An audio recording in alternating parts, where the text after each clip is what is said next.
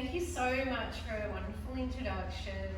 The opportunity to use this space to exhibit has been an incredible gift. It's actually been a gift not only to myself to expand my creative practice, but all of the vulvas, yonis that you see here are from women that have sent their photos to me to be seen by all of you in this body of work. Normally, when I paint by commissions, so people send me their images and they want something to keep, and be it to put on their wall to celebrate them, a really intimate, a really empowered part of themselves, or maybe someone to put it on an altar or to give to a lover. I don't know what they do with their art once it goes, but I know that it makes them feel good.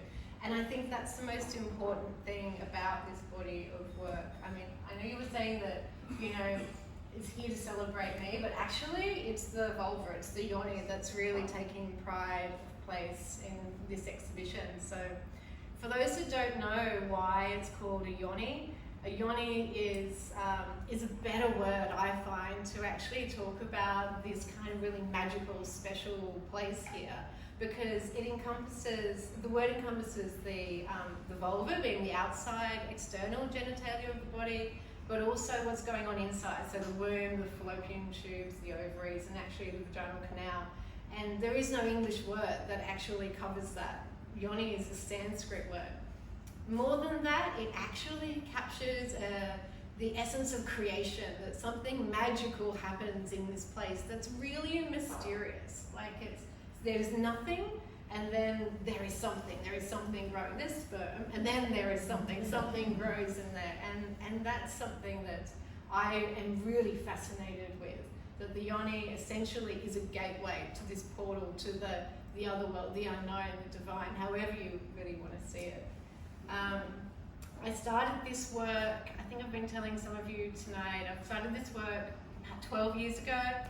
I was a practicing artist, but I had heard about the labiaplasty phenomenon. I don't know if anybody knows what that is, but it's a cosmetic surgery procedure that people with vulvas have been going through to trim, or to, I'm going to say trim, cut away the inner labia. And I was really shocked. I was like, okay, so why is it people are feeling like they need to do this? This is a pretty drastic surgery, and it's now the second most common plastic or cosmetic surgery procedure.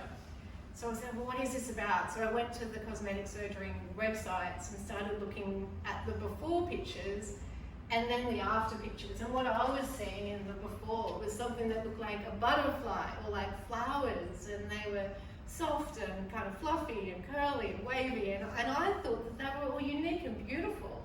And then what I was seeing afterwards was exactly the same. Every vulva was just a cookie cutter replica of the other, of the style of the surgeon. And I was just, this is a lot, this is insane. I'd been doing a lot of women's work, I'd seen a lot of yonis, I'd been doing lots of empowering work, and I'm like, I know that there is so much variation in what we actually look like.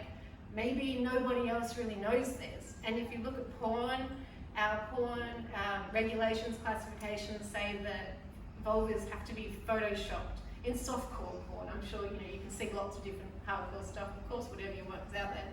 But in the things in magazines that most maybe young people might be able to get their hands on, it's photoshopped. So the vulvas aren't actually what they are. The inner labia has to be removed in those photos to be considered decent.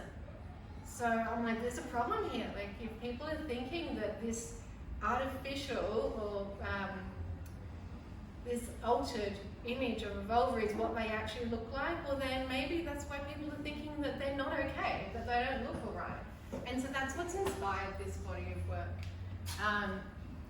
With my models, I'm going to actually read to you if I may. I received an email from one of my models. I sent her the picture of her yoni and how I'd illustrated in the artworks. And I wanted to read what she said, because I thought it was really cool. So she said that she was telling her friends about the process of taking photos and sending them to me to be included into an artwork. And she said, she was saying to her friend, my girls are lopsided and multi-toned. the old me would have had such a hang up about this. But after getting up close and personal, it was so liberating.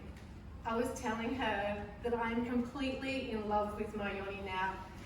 She says, she's a bad bitch. She's strong, she's perfect, and as they all are. So that's reason to keep going with this work.